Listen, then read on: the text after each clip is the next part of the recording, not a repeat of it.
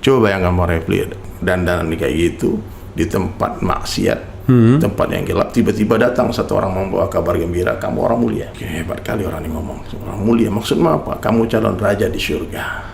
Luar biasa. Calon raja di surga. Kenapa? Karena di hatimu ada kalimah la ilaha illallah.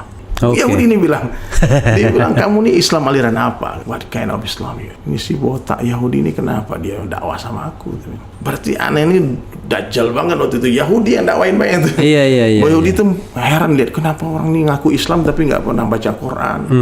Sementara dia bawa Torahnya kemana-mana, dia bawa kitabnya dia. Saya shock, saya takbir langsung. Allahu Akbar, takbir. Ini serius nih, 50 juta. Iya. Padahal yang tadi aja 25 juta. Itu sudah jadi, udah bagus. Iya, sudah bagus. Ini kampas kosong. Allah kuasa, makhluk tak kuasa, la ilaha illallah. Saya terus bicara kebesaran Allah. Pertama saya bilang, kalau pelukisnya terkenal, nanti lukisnya tambah mahal. Nampaknya saya akan terkenal ini. 2014 itu ngomong. Siapa yang mau lukis? 100, satu orang pojok, 100.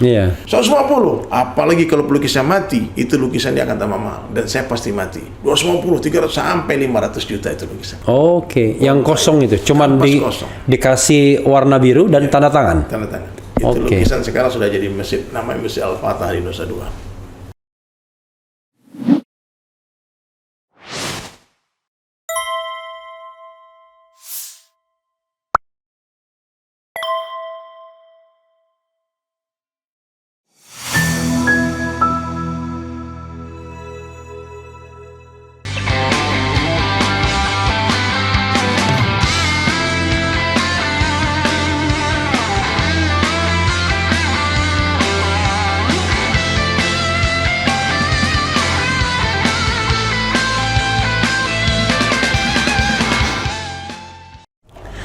Assalamualaikum warahmatullahi wabarakatuh, Sobat RH sekalian. Jumpa lagi kita di channel yang keren ini. Keren cadas.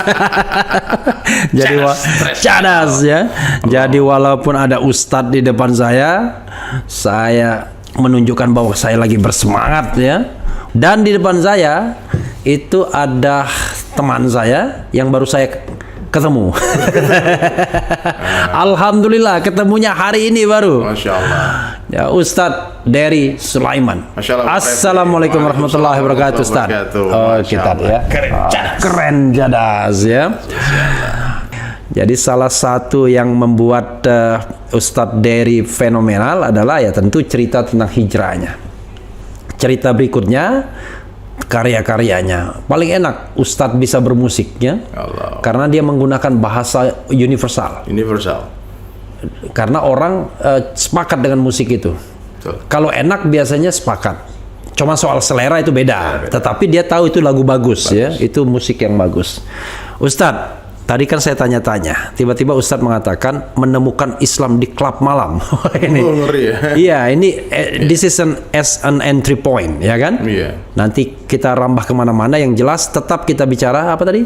Dunia hanya sementara, dunia sementara, akhirat selamanya. DSAS, ya. Itu bukan kode agen khusus Amerika Serikat. Tapi itu dunia sementara, akhirat selamanya. Silakan Ustadz. Jadi Masya Allah nih sahabat RH ya Masya Allah. Sobat RH. Iya. Kenapa sampai jadi thumbnail itu? Menemukan Islam di klub malam. Iya. Memang ujung-ujung lam-lamnya ini kayaknya ada pengaruh orang Wong Kito Galonya. Wong Kito mantun ya. Ujung-ujungnya sama ya mantap. Wong Kito Galau, Wong Kito Gilo. Jadi begini Bang Refli. Iya. Saya terlahir di Sumatera Barat. Oke. Jadi orang Awak ini sebetulnya Sumatera Barat di Kota Solo. Kota Solo. Ya, Solo. Kotanya. Bukan, saya di kampungnya di Saniambaka namanya. Tapi Kota Solo bukan kabupaten. Ya, kabupaten. Oh, Kabupaten Solo. Oke. Di pinggir Danau Singkara. Ya. Jadi alhamdulillah saya terlahir dari keluarga yang sangat religius. Oke. Bapak almarhum Ustadz juga. Haji Nasrullah. IAIN Fakultas Dakwah. Oke. Jadi dari kecil itu memang ayah saya ini sudah men-setting Dery ini harus jadi dai. Oke. Cuman kuasa Allah ya ini yang menjalankan hidup kita nih, takdir ini kan Allah yang mengatur. Saya disekolahkan dari awal dari MDA Madrasah Diniyah Awaliyah, kemudian ke Sanawiyah, mondok 3 tahun di Padang Panjang. di pas ujian Eptanas kelas 3 sanawiyah itu saya dapat ujian berat. Jadi mama kecelakaan sama bapak saya. Kemudian mama meninggal. Papa luka parah. Dan tahun berapa itu Ustaz? 94. Usia waktu itu? Kelas 3 sanawiyah. Kelas 3 sanawiyah. Iya, saya kelahiran 79. Sanawiyah itu SMP ya? SMP. Jadi hentakan tuh begitu berat rasanya karena saya anak laki-laki satu-satunya, dimanja sama ibu sama orang tua, tiba-tiba meninggal. Dan saya hampir shock, betul-betul frustasi waktu itu Bang Refli. Tidak ada orang yang menyelamatkan saya waktu itu, merangkul saya, kecuali ada satu komunitas musik di Padang waktu itu, underground metal. Apa namanya? Musik, komunitas underground itu. Oh, underground ya? Musik metal. Jadi saya sempat terpikir untuk mati dan sebagainya. Pokoknya frustasi berat saya waktu itu, depresi berat. Saya pikir apalah arti hidup nih, orang tua begini semua. Nah, kebetulan waktu saya lanjut sekolah ke Padang, SMTI, saya sebelah kamar dengan anak-anak metal. Satu kos nih. Subhanallah. Dan musik metal itulah yang waktu itu mengobati sedikit luka itu. Jadi seketika Dery Sulaiman, Dery dulu nama saya Dery Guswan ya, pemberian orang tua. Sulaiman itu pemberian guru saya di waktu belajar di India. The King Solomon. King Sulaiman. Jadi anak-anak metal ini merangkul saya waktu itu. Sedikit kesedihan itu hilang. Kesedihan itu hilang. Dan saya memutuskan waktu itu, inilah jalan hidup saya, metal ini. Saya bilang sama papa saya waktu itu, saya tidak mau masuk jadi ustadz. Saya mau jadi artis, mau jadi musisi metal saja. Sehingga kehidupan saya waktu itu di Padang itu jadi masalah lah bagi orang kampung kan. Musik underground, thrash metal, cadas betul-betul ngeri kan. Sepultura. Cadas tapi tidak keren. Tidak keren. Sehingga saya putuskan waktu tamat SMA, saya harus tinggalkan ini Padang, Sumatera Barat nih, karena mereka nggak ngerti musik bagus. Jadi saya pergilah singkat cerita ke Jakarta. 96-97 di Jakarta waktu itu bergabung dengan satu band underground metal papan atas namanya Betrayer. Jadi Betrayer ini Bang Refli Betrayer metal itu pengkhianat. Itu band metal yang cukup disegani di Jakarta waktu itu. Ada lagunya Bendera Kuning, nanti boleh kita nyanyi. Gitar ada, tinggal nyanyikan ya. Kemudian 98 huru-hara di Jakarta. Tidak boleh ada panggung, nggak boleh ada konser karena waktu itu demonstrasi di mana-mana. Pak Harto lengser. Dan teman-teman waktu itu bilang, Der, kalau lu masih betul-betul mau jadi musisi metal, ke Bali aja. Waktu itu di Jakarta ya? Di Jakarta, di Bali itu. Tapi sorry, agak mundur sedikit. Belajar musik dari mana? Kan tadi sanawiyah. Iya, di sanawiyah itu saya belajar musik. Karena memang di setiap pesantren itu diajarkan ekstrakurikuler musik, termasuk gontor ada. Jadi yang mengharapkan musik ada juga, tapi nggak banyak sebenarnya. Pegang alat apa waktu itu? Gitar ya. Jadi akhirnya saya putuskan untuk pergi ke Bali. Di Bali berpindah-pindah dari satu kafe ke kafe lain, dan kebetulan hobi saya juga melukis. Di Bali itu tahun berapa mulai? 98. 98 itu ya, saat 98, itu juga. Ya, saya 1 minggu di Bali, Pak Harto lengser. Jadi di Bali saya temukanlah, inilah tempat yang impian saya. Surga. Teman internasional, warna-warni kulitnya kan. Terus di Legian itu satu desa kecil, ratusan kafe, diskotik.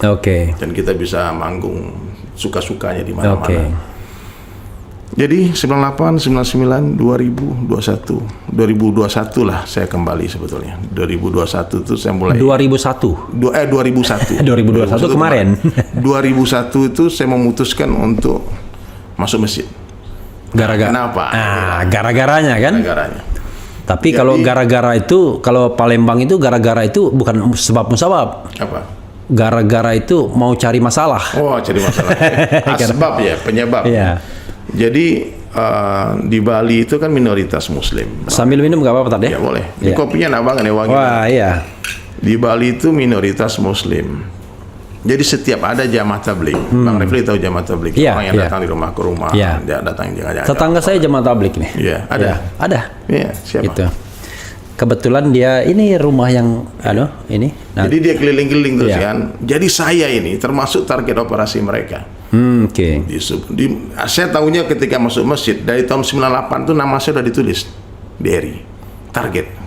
Jadi musyawarah kan, ini ada orang Padang nggak pernah ke masjid, orang Padang rambutnya gondrong, dulu saya dulu. Dan mereka tahu latar belakangnya jangan-jangan ya? Enggak juga ya, pokoknya tahunya Padang aja. Orang ini error aja gitu, hari-hari di kafe, hari-hari di diskotik, hari-hari main musik gitu, hari-hari. Jadi setiap jamaah yang datang itu pasti ke Bali ya, pasti dia datang galeri saya. Saya punya galeri lukisan di Bali waktu itu. Oh iya, Ustadz punya bakat melukis ya? Melukis ya, alhamdulillah. Dulu saya melukis potret, dia melukis sketsa wajah Bang Refli itu bisa mirip insya Allah. Oke. Kemudian akhirnya itu hijrah juga jadi pelukis kaligrafi kan. Dulu musiknya underground metal, kemudian setelah belajar agama masih main musik, tapi musiknya berubah genre lah, berubah. Jadi suatu hari di Bali itu ada satu kafe di Seminyak. Mungkin kalau Bang Refli sering ke Bali tahu kafe itu. Sangat famous. Jadi saya lagi manggung. Ya. Tiba-tiba datanglah orang berpakaian semacam ini. Pakai sorban, pakai jenggot. Berarti jamaah tabligh. Jamaah tabligh masuk ke kafe. Dalam pikiran saya, ini orang ngapain ke kafe? Salah kostum. Terus tempat ini nggak baik buat mereka. Apa yang mereka cari? Berapa orang? Rame mereka, ada Oke. Ada berapa orang, satu meja lah mereka duduk kan. Subhanallah, saya bilang jangan-jangan ini orang mau ngebom. Pikiran saya gitu. Saya paling nggak suka lihat orang pakaian kayak gini. Karena 2000 berapa itu? Itu belum, WTC belum. Belum. Tapi udah. Tapi belum bom Bali ya, belum bom Bali. Subhanallah. Ini kenapa? Jangan-jangan dia mau marah-marahin saya? Karena salah satu sebab saya pergi ke Bali juga itu karena saya nggak nyaman dengan keadaan di Jakarta, di Padang. Dikit-dikit haram, dikit-dikit nggak boleh, ini semua. Saya pikir saya harus cari agama lain deh di Bali. Liberasi. Karena saya pikir Islam ini nggak cocok buat saya. Karena ini nggak boleh, terus ngapain dong? Sementara saya seniman, ngelukis nggak boleh, main musik nggak boleh. Terus gimana caranya? Akhirnya saya ke Bali. Di Bali saya temukan surga itu. Saya temukan apa yang saya cari. Saya senang. Senang. Tapi ternyata setelah belajar agama, saya bisa membedakan apa itu senang, apa itu tenang. Luar biasa ya. Ternyata senang tuh belum tentu tenang. Subhanallah. Jadi Bang Refli, saya lagi manggung, saya perhatikan mereka. Beda ini. Auranya beda. Kan orang yang suka sama kita tuh kelihatan dari matanya. Tatap matanya berbinar, terus dia hentakan musik, kepalanya pun goyang-goyang. Wah, saya bilang ini ustadz rock and roll juga ini. Jangan-jangan ustadz gaul ini. Saya penasaran, habis manggung saya taruh gitar, saya samperin mereka. Dan di sana lah musik kan keras, di kafe lah namanya kan, musik keras. Ada beberapa kalimat yang mengesankan hati saya waktu itu. Yang bukan mengesalkan ya, mengesankan. Dia bilang apa? Kamu orang mulia. Coba bayangkan Bang Refli, dandan kayak gitu di tempat maksiat. Tempat yang gelap, tiba-tiba datang satu orang membawa kabar gembira, kamu orang mulia. Pikir hebat kali orang ini ngomong, orang mulia maksudnya apa? Kamu calon raja di surga. Luar biasa. Calon raja di surga. Kenapa? Karena di hatimu ada kalimah la ilaha illallah. Terus bilang, ngapain kamu kesini? Ada beberapa juga dari luar negeri orang datang kan. Terus dia bilang, we come here looking for you. Ternyata dia siang hari sudah ke rumah dan orang di rumah ngasih tahu nyari dia malam. Kalau pagi dia. Dia orang luar negeri. Ada jamaah kan datang dari England, dari mana-mana datang. Tabligh kan seluruh dunia, Bang. Subhanallah. Saya bilang. Terus dia bilang, kami mau bicara banyak sama kamu. Please come to masjid. Nah, waktu itu Bang Refli saya bilang insya Allah. Kalau anak metal bilang insya Allah, dia pasti datang. Kenapa? Kalimat itu jarang-jarang terucap. Yang susah, yang bingung tuh yang tiap hari insya Allah nih. Insya Allah nggak datang. Biasanya insya Allah untuk menghindari ini nggak datang, ya kan? Insya Allah, tapi dalam hatinya nggak datang. Gitu. Jadi saya intinya terpaksa sebetulnya saya masuk. Tapi teman saya bilang, bro nggak apa-apa, lu terpaksa masuk surga daripada sukarela masuk neraka. Luar biasa. Terpaksa masuk surga daripada sukarela masuk neraka. Saya bilang oke lah. Akhirnya kami datang. Saya datang dengan teman saya ke masjid menemui rombongan jamaah itu. Ajib itu. Waktu itu sebelum ngomong panjang lebar Bang Refli, saya tanya dulu. Wait brother, I want to ask you something. Sebelum kita ngomong panjang lebar, aku tanya satu perkara. I'm musician, you know. Aku ini musisi. What's your opinion in Islam about music? Bagaimana pendapat orang Islam tentang musik? Jawabannya hikmah. wisdom. Dia bilang musik boleh metal, sholat nggak boleh tinggal. Wih, luar biasa. Keren, kan? Jadi musik boleh metal, sholat tak boleh tinggal ya. Luar biasa. Bisa kita bikin pantun depannya. Iya. Bisa diatur itu. Ya kan, badan boleh gatal, ya kan? Badan boleh gatal, tapi jangan kelihatan janggal, ya kan? Musik boleh metal, tapi sholat jangan tinggal. Wah, kali itu. Catat di kolom komentar ya. Kalian tulis di kolom komentar tuh. Badan boleh gatal, tapi jangan kelihatan janggal. Jangan kelihatan janggal. Ya, musik kan? boleh metal, sholat jangan ditinggal. Masya Allah. Deal itu. Jadikan kaos. Nah, jadi teman saya juga bertanya waktu itu, dia bertato kan. Dia bilang, gimana kalau orang bertato sholat? Sah nggak sholatnya? Jawabannya pun ajib lagi. Orang bertato sholat tuh luar biasa. Yang aneh tuh nggak punya tato nggak sholat. Mantap kali. Jadi kami itu betul-betul waktu datang ke masjid itu Bang Refli, itu dicuri hatinya. Diikram, kasih minum. Pokoknya nggak bisa lepas. Saya mau pulang sebentar sampai waktu itu 3 hari 3 malam kami di masjid. Bayangkan 3 hari 3 malam di masjid. Tidak balik. Tidak balik. Oke. Ya, dibilang karena kan terus enak dikasih makan, kasih minum, ini semua ikram lah. Dimuliakan. Selama 3 hari 3 malam, coba bayangkan. Saya tadinya nggak pernah sholat. Jaga wudhu sempurna. Batal wudhu lagi. Karena itikaf di masjid kan? 3 hari 3 malam itu. Sholat berjamaah tanpa tertinggal takbiratul ula bersama imam. Otomatis kan? Gak mungkin orang sholat kita nonton kan? Pasti sholat. Selama 3 hari 3 malam. Ilmu sholat dan lain sebagainya bacaan dimuzakarahkan. Dan sudah tinggal direaktivasi kan kelihatannya kan? Iya kan? Kawan saya itu nangis dia sholat. Nangis. Malam. Sampai ustadz pun takjub. Ini anak-anak metal sholat bisa nangis. Dia tanya, kenapa kamu nangis? Dia bilang, aku lupa bacaannya. Saking lamanya nggak sholat, lupa bukan karena diinjak kakinya. Kalau lawak kan diinjak kakinya. Allahu Akbar. Jadi selain Ustadz ada teman-teman lain juga. Berapa orang? Rame kita waktu itu. Rame ya? Oke, sekumpulan anak metal pokoknya. Oke. Di Bali itu yang dapat hidayah itu memang anak-anak pantai, anak-anak metal, pengedar narkoba, macam-macam. Mereka semua. Dan mereka memang sebelumnya Muslim, bukan convert, bukan? Ada yang convert juga. Oke.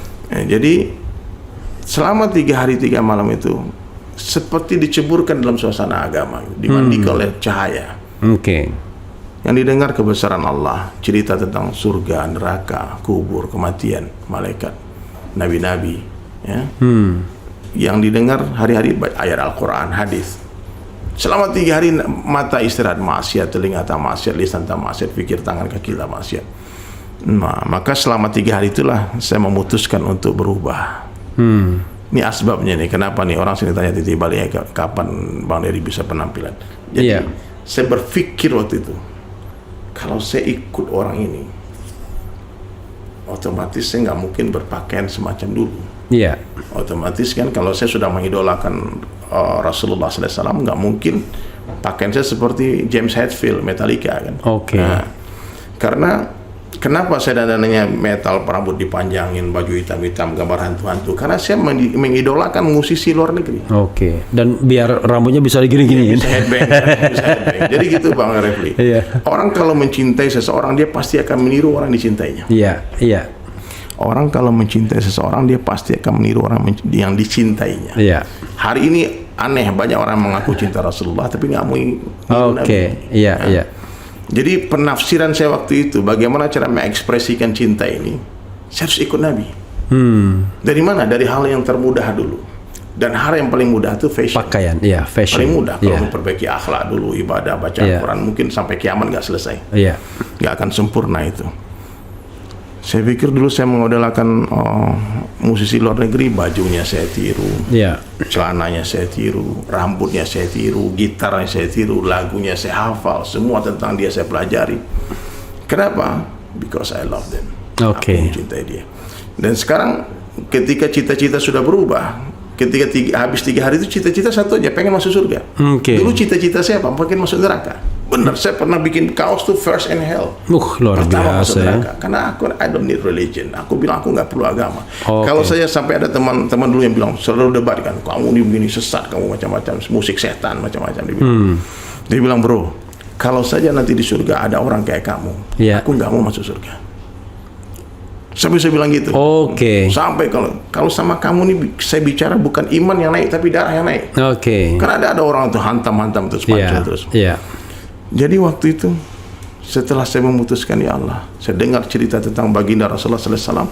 Satu, saya pengen masuk surga. Jadi mohon maaf nih para habaib, saya pakai sorban ini udah 20 tahun lebih. Sejak 2001. Sekarang 21 tahun. Ya, 21 tahun. Jadi saya tanya sama ustadz yang mengajak saya itu, boleh nggak saya pakai sorban? Ketika dia bercerita Nabi itu bersorban, boleh. Bahkan kata Nabi SAW satu hadis, man ahya sunnati, ini hadis mahsyur ini terkenal, Bang Refli mungkin hafal juga hadis. Siapa menghidupkan sunnahku, kata Nabi, faqad ahabbani, sungguh dia cinta kepadaku. Wa man ahabbani kana ma'i fil jannah, siapa yang mencintaiku bersama denganku di dalam surga. Saya bilang berarti kalau mau masuk surga saya harus ikut Nabi. Saya harus ikut Rasulullah semuanya, ujung rambut, ujung kaki, bangun tidur lagi semampunya. Jadi mulailah waktu itu pulang 3 hari, rambut dreadlock kayak Bob Marley itu saya gundulin.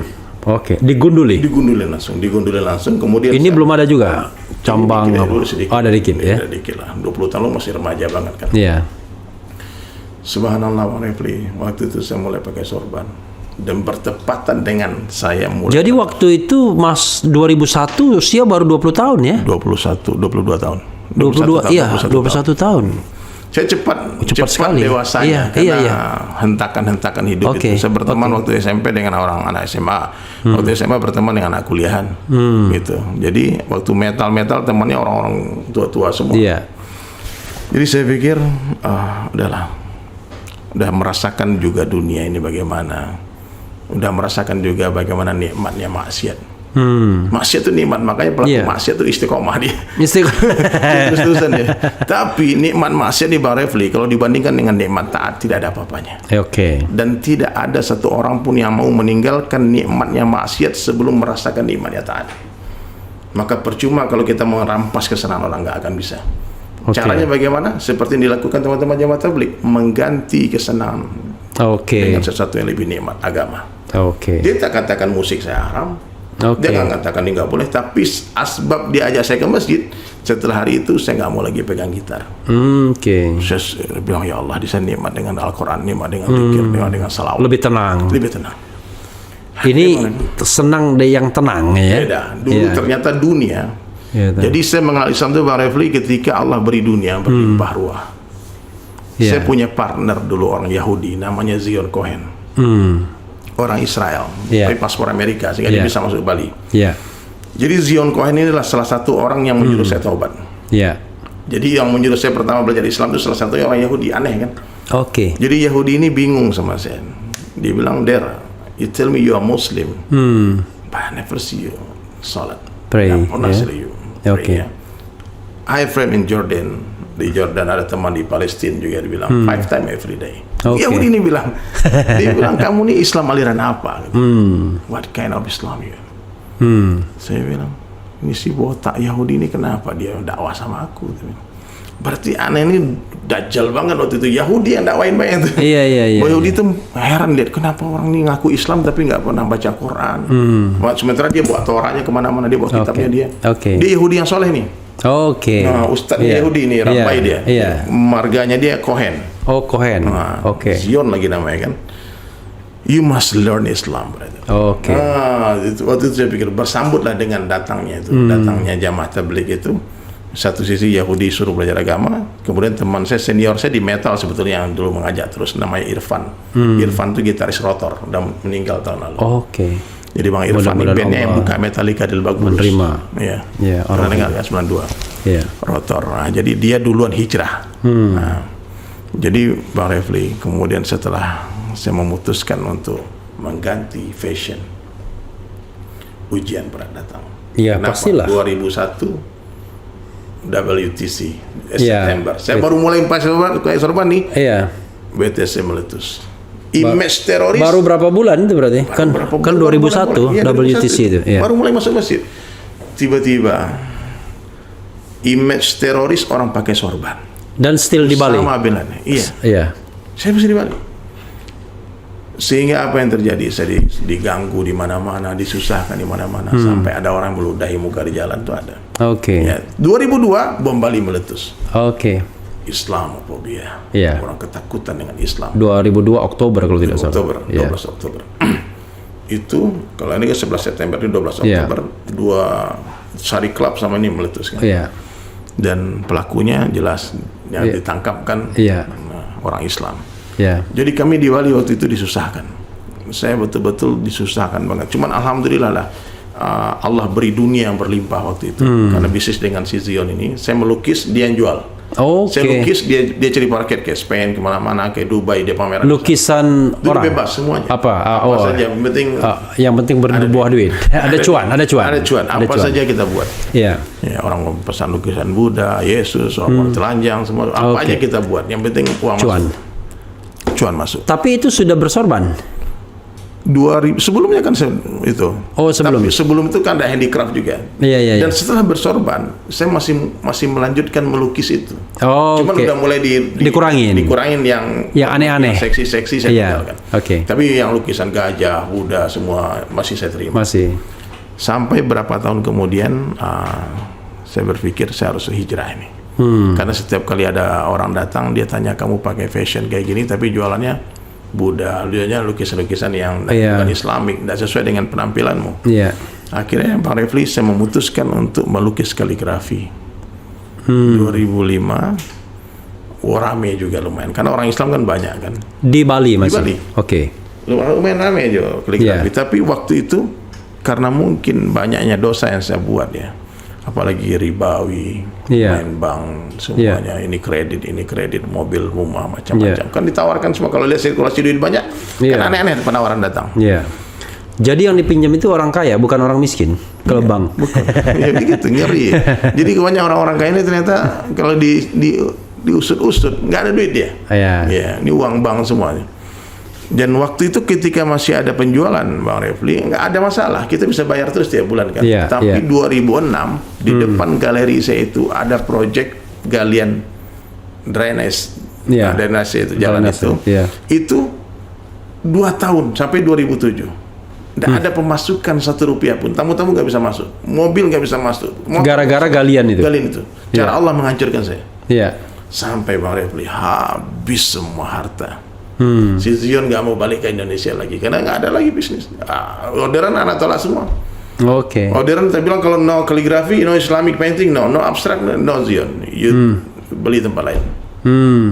Akhirnya dia pikir saya gila, dia pikir ini orang ini sakit nih. Dari ini. Tapi sampai sekarang masih baik hubungan sama masih komunikasi lah. Masih komunikasi ya. Subhanallah, akhirnya 2007 harta yang banyak tadi habis. Habisnya bukan sekedar habis, tapi jatuh ke dalam lubang yang sangat dalam. Aku terjatuh. Boleh bicaranya. Aku terjatuh dan tak bisa bangkit. Tapi kita bisa pakai lagi. Lagu siapa itu ya? Lagu siapa dulu? Lagu ini, lagu Cakrakan. Bukanlah. Bukan. Lagu siapa ya? Aku terjatuh dan tak bisa bangkit lagi. Sempat viral lagu itu. Jadi tidak ada pilihan lain Bang Refli. Udah sampai di dasar ini, kecuali naik. Kalau nggak mati, nggak naik mati. Habis. Karena hutang kemana-mana, debt collector ngejar macam-macam, mobil ditarik. Itu cobaannya ya? Cobaan berat. Itu miskin semiskin. Tinggal motor Tiger 1. Sampai Allah, apa yang... Sudah berkeluarga belum? Sudah berkeluarga. Tahun berapa Ustaz berkeluarga? Berkeluarga tahun sebelum saya itu sudah berkeluarga. Sebelum kenal dakwah. Jadi waktu jadi pemusik berarti usia belasan tahun atau 20-an tahun? 20 tahun saya menikah. 20 tahun. Berarti udah ada keluarga ya waktu itu. Makanya saya sekarang udah punya cucu. Luar biasa. Saya boleh tua 9 tahun setengah. Tapi cucu beliau udah punya. Kakek Dery. Jadi begitu Bang Refli. Saya waktu itu sore hari habis sholat asar, rogoh kantong, nggak ada lagi duit, nggak ada duit buat beli bensin, nggak ada duit. Motor Tiger habis bensin, saya bisa pulang habis sholat asar di masjid Muhammad namanya di Jalan Imam Bonjol waktu itu. Lalu saya duduk di depan masjid, doa sama Allah, ya Allah, minta ke orang malu. Akhirnya keluarlah yang pemilik masjid, namanya Pak Ali Haris.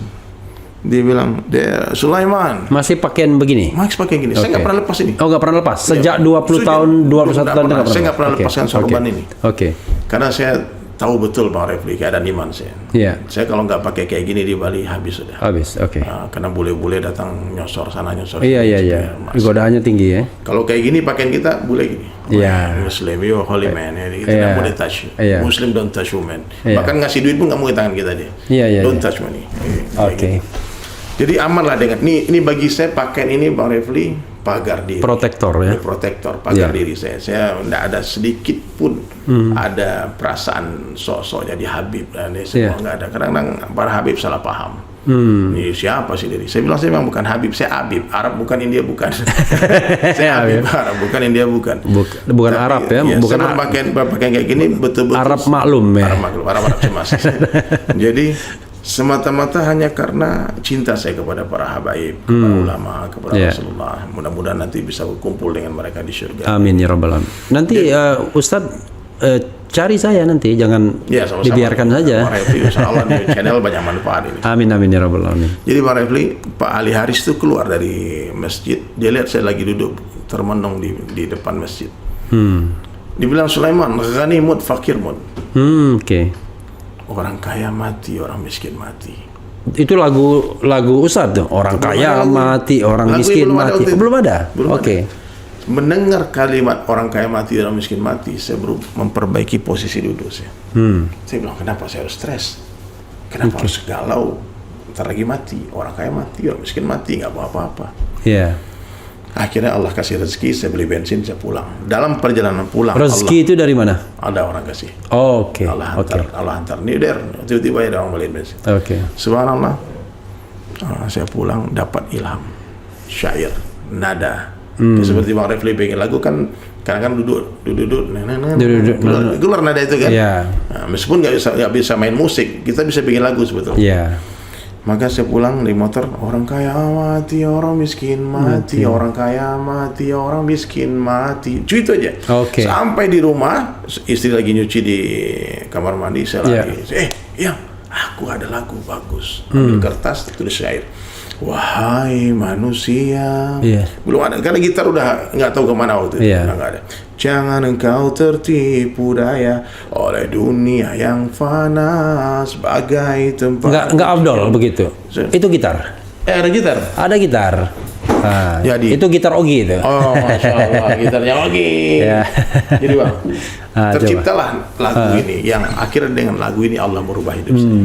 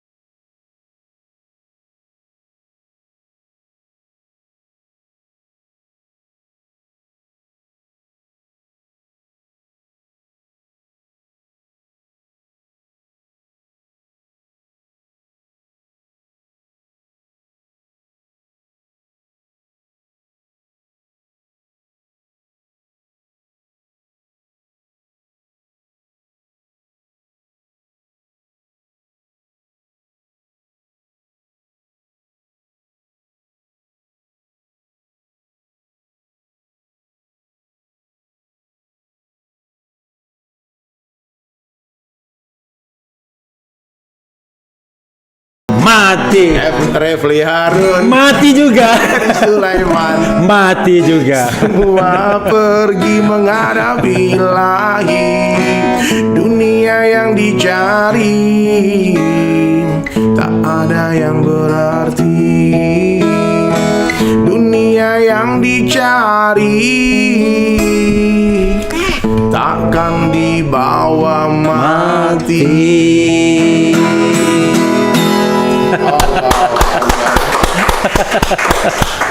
Lagu inilah yang Allah hantar untuk merubah hidup saya. Oke.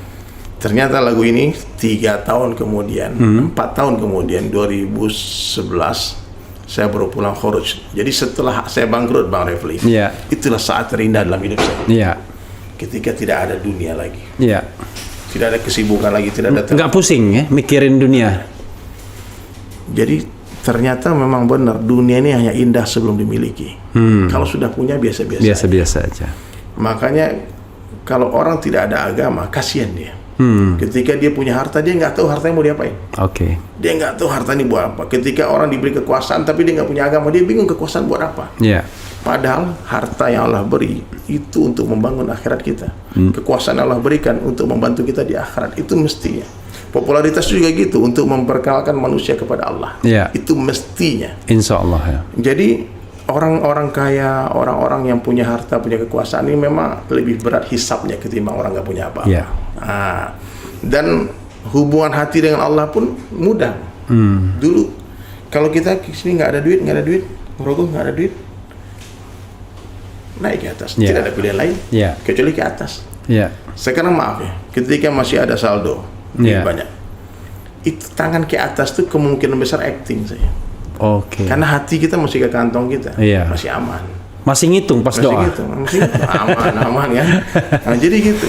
Jadi 2008 saya keluar 4 bulan khuruj. Saya meluangkan waktu saya 4 bulan di jalan Allah.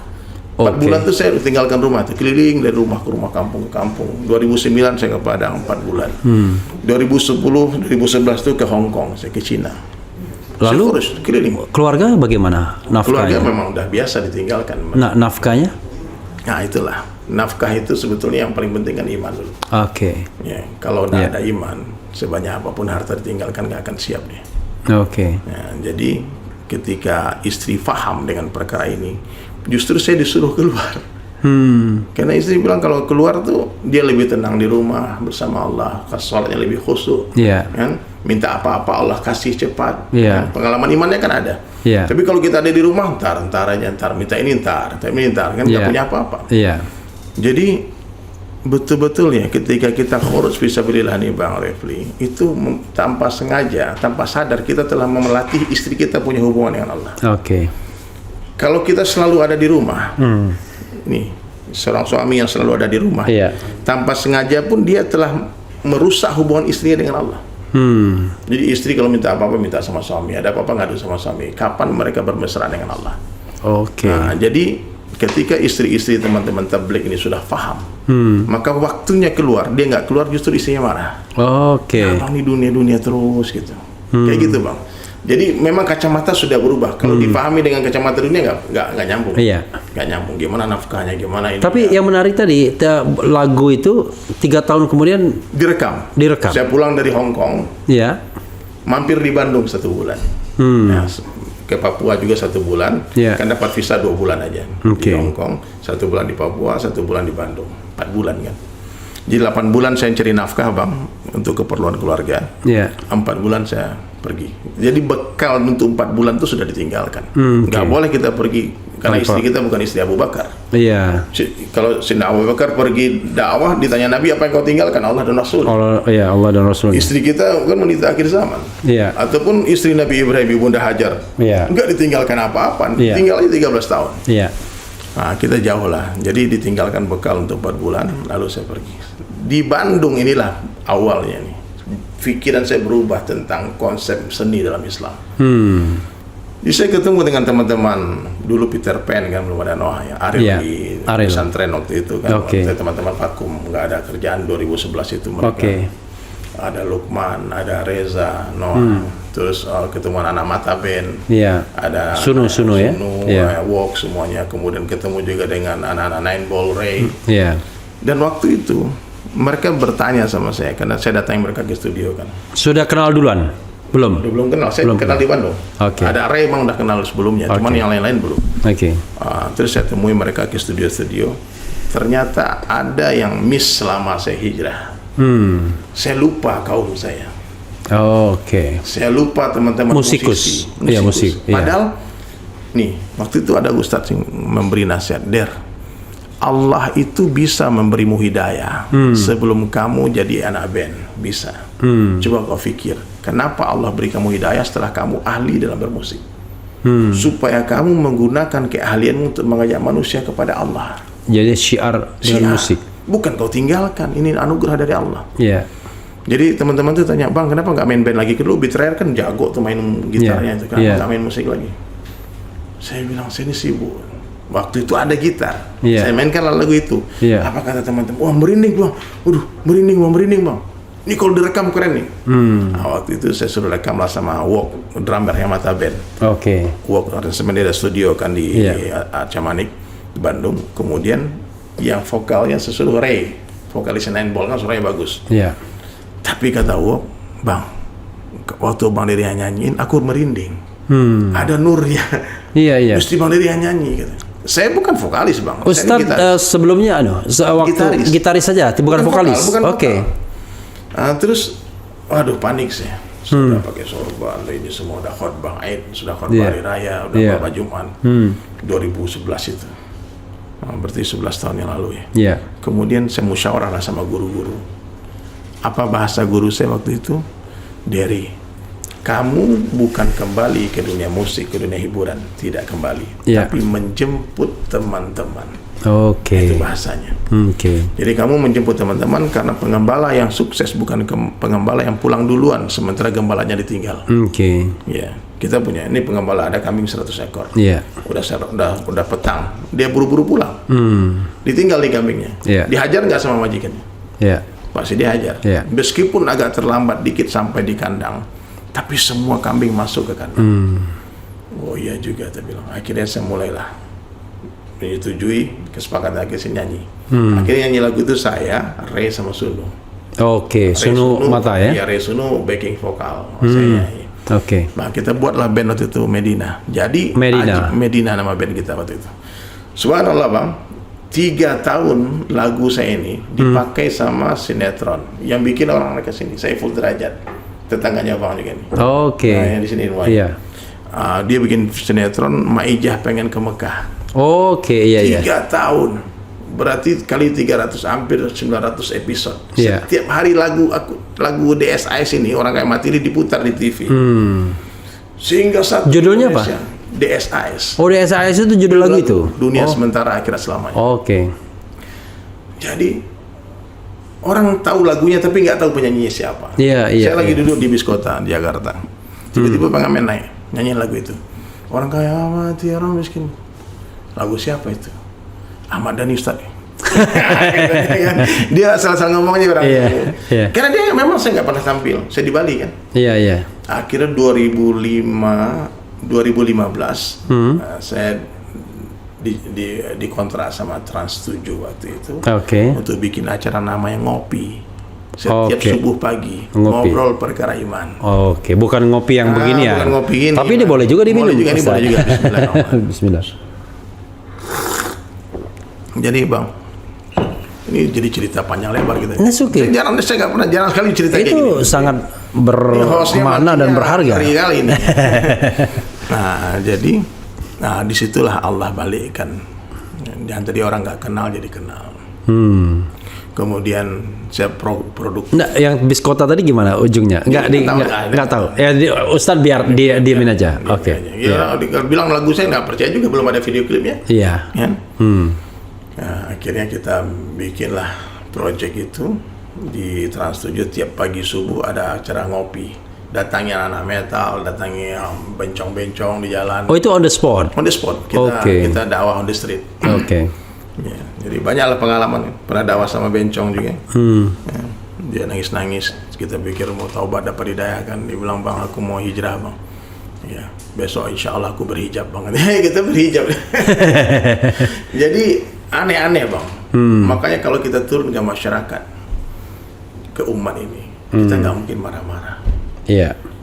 Karena problemnya begitu berbagai macam, kompleks ya. Kompleks ya. Dan apalagi saya orang yang pernah hidup di dunia gelap, saya memahami betul bagaimana hidup dalam kegelapan itu, bagaimana resahnya orang tidak bahagia dengan maksiat. Orang kalau nggak taat sama Allah Bang Refli, sekaya apapun dia pasti susah. Pasti susah. Bang Refli kan berteman dengan banyak miliuner, orang-orang hebat-hebat. Coba lihat, kalau mereka nggak ibadah, nggak sholat, nggak ada nur di wajahnya, nggak ada kebahagiaan nampak.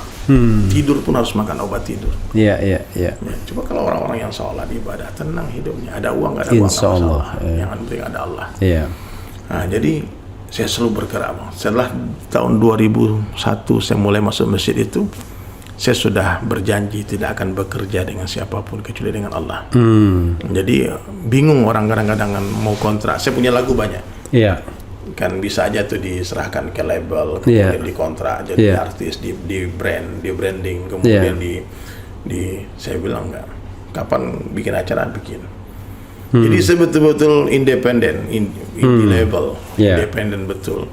Saya produksi lagu sendiri, kemudian saya publish sendiri, kan? Kemudian, sampai sekarang. Jadi hidup nggak terikat sama siapapun. Nggak digantung dan nggak tergantung. Dan akhir-akhirnya saya memutuskan untuk memfokus di dakwah saja. Fokus di dakwah. Jadi melukis, musik ini memang hobi saja. Sampingan. Ya, bekerja dengan Allah bayar gajinya. Min haitsu la yahtasib, dari arah yang nggak disangka-sangka, aneh-aneh. Jadi kalau saya ceritakan ke teman-teman ya bagaimana cara Allah memberi rezeki, kadang-kadang nggak masuk akal, masuk akal. Ya, karena kerja kita di sini, rezeki dari sini. Nggak nyambung. Ya, kadang melukis. Saya udah bikin lukisan bagus-bagus bang. Pernah saya bikin lukisan bagus-bagus. Kemudian teman-teman di Bali kan mau bangun masjid. Ada orang wakaf tanah bangun masjid. Itu dibilang, Der, kita mau bangun masjid, gimana caranya? Bikin konser di 5-star hotel, saya bilang. Nanti saya yang tampil sama Om Ebit GAD. Hubungi Om Ebit. Karena kalau diundang anak-anak band yang terkenal, yang datang anak muda, karena anak muda nggak ada duit. Kalau kita menggalang donasi, crowdfunding untuk bangun masjid, undang orang-orang tua. Kalau nggak undang Om Iwan Fals, undang Ebit GAD. Ada pasarnya sendiri. Disepakati di satu hotel berbintang di Bali kita bikin konser. Saya sama Om Ebit. Terus saya bilang sama Om Ebit, Om, nanti satu sesi, Om satu lagu, saya satu lukisan. Live painting. Saya siapkan kanvas kosong. Kanvas kosong sudah saya background warna biru. Kemudian sebelum itu sudah dilelang lukisan yang selesai yang saya bikin bagus-bagus, maksimal terjual 25 juta untuk masjid. 100% untuk masjid. Dan itu sudah disiapkan dulu? Sudah disiapkan dari rumah. Tinggal dilelang-lelang aja kan. 25, 20, sekitar lah. Paling maksimal 25. Jadi pas giliran melukis live itu, diumumkan sama MC kan. Bentar lagi Ustaz Dery Sulaiman akan melukis, diiringi oleh Om Ebit GAD untuk satu lagu. Satu lukisan, satu lagu. Lagu selesai, tanda tangan. Kaligrafi maksudnya? Kaligrafi. Udahlah, wartawan sudah datang, orang berkumpul depan panggung kan. Pas udah mulai nyanyi Om Ebit, saya ke belakang panggung. Lagu apa kalau boleh tahu? Kita mesti telanjang.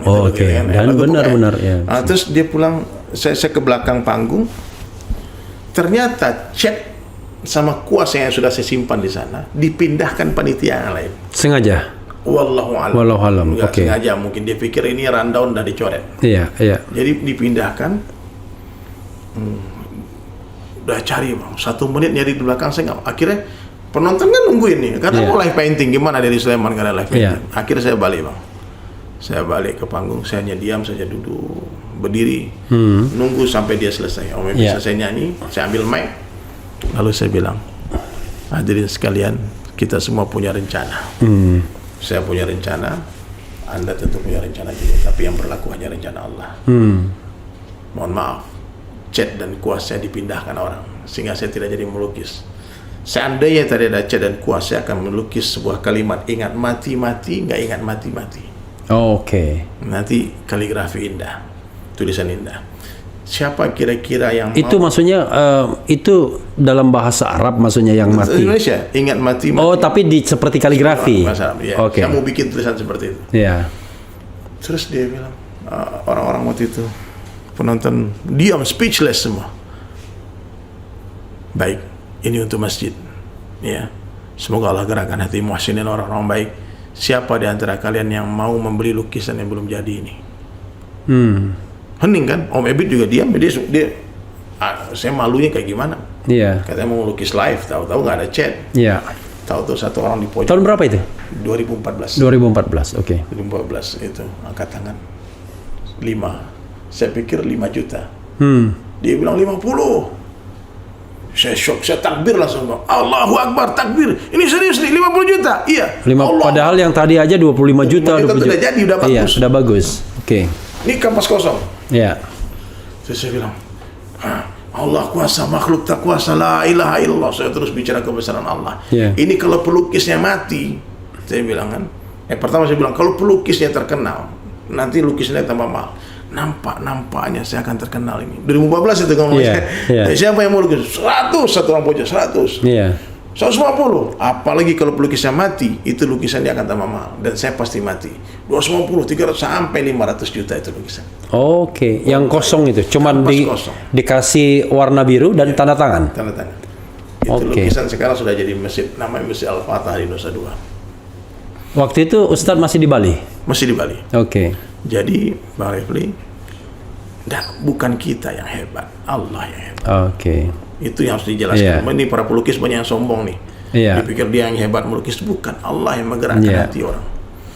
Nah, maka terus bergulir tuh setiap ada penggalangan bangun masjid, saya cuma satu pikirannya, saya punya lukisan, saya tidak punya duit. Sampai hari ini pun bukan miliuner, punya rumah enggak punya. Saya bilang saya ada lukisan. Waktu Imam Samsi Ali bangun pesantren di New York, saya menyumbang 10 lukisan di dua kota, bikin konser kan, di Jakarta, di Kuningan, sama di Bandung di Trans Luxury Hotel. Dan saya melukis di atas panggung, Opik nyanyi. Kan nih, dia di Bandung nih, 2017 kalau nggak salah. Itu satu lukisan terjual 10 meter tanah di New York. 1 meter 30 juta. Berarti satu lukisan terjual 300 juta. Subhanallah. Yang membeli? Orang Bandung. Orang Bandung. Yang membeli waktu yang 500 juta juga orang Bali. Pengusaha dari orang Minang juga, orang Jawa juga. Subhanallah. Dan pengalaman saya dalam melukis, Bang Refli, saya pernah dapat penghargaan MURI juga melukis kaligrafi tercepat. Saya melukis 100 Asmaul Husna 3,5 jam, ukuran 120 kali 90. Asmaul Husna. Asmaul Husna. Jadi satu lukisan terjual 10 juta. Berarti mengumpulkan donasi 1 M dalam waktu 3,5 jam. Oh, jadi Asmaul Husna itu yang dijual 99 itu? 99. Jadi Bang Refli mau yang Ar-Rahman, ini yang ini. Jadi sebelum acara itu saya sudah hubungi teman-teman semua. Kamu yang mana, mau yang mana, mau yang mana. Ini udah oke. Akhirnya ketika acara MURI menyaksikan. Ini kan dapat ekor MURI-nya Bang Refli ini. Apa nih? Unggahan video monolog terbanyak. Allahu Akbar, Masya Allah, ini harus berapa banyak ini sebetulnya. Jadi kan durasi saya itu Ustadz kan 2 tahun ya. Tapi itu kan November 2021, tapi penghitungan kira-kira sampai Oktober saja. Itu lebih dari 1000 monolog. Video. Iya. Dalam jangka waktu ya 1,5 tahun lah. Iya. Dan sekarang ajib lagi. Saya bikin project. Ini project ini pertama di dunia. Iya. Melukis Al-Quran 30 juz. 30 juz. Dan ini untuk pembangunan masjid di Kampung Bang Refli di Palembang. Di daerah mana? Di daerah Demang Lebar Daun. Jadi di Jalan Bang Raya namanya. Jalan? Bang Raya. Bang Raya. Jadi sobat era sekalian yang dari Palembang itu ada pembangunan di Demang Lebar Daun. Iya, ada masjid 4 lantai namanya Masjid Baitur Rahman. Masjid Baitur Rahman. Masjid Baitur Rahman di Palembang. Jadi saya bukan orang Palembang, jelas. Jadi sebab musababnya seperti apa? Jadi saya ada undang tausiah di khutbah di Padang. Saya naik mobil dari Jakarta ke Padang, sampai di Palembang ada pengumuman Pak Jokowi PPKM darurat. tak boleh datang. Belum setahun. Akhirnya panitia membatalkan acara. Nggak Oke. jadi acara, nggak boleh Iya. rame-rame.